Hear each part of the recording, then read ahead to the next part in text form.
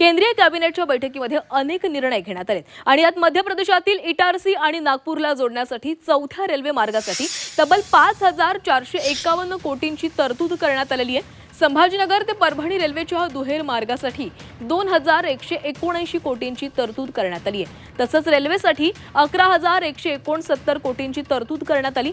राष्ट्रीय सहकारी विकास संस्थेला सक्षम बनवण्यासाठी 2000 कोटींच्या निधीची तरतूद करण्यात आली आहे। तसंच प्रधानमंत्री कृषी संपदा योजनेसाठी 6520 कोटींची तरतूद करण्यात आली आहे।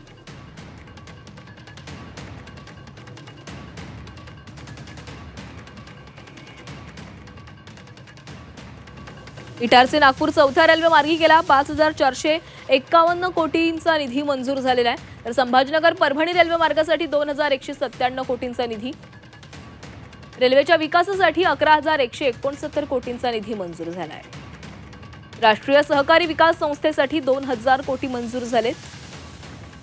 पंतप्रधान कृषी संपदा योजनेसाठी 6520 कोटींचा निधी मंजूर झाला आहे।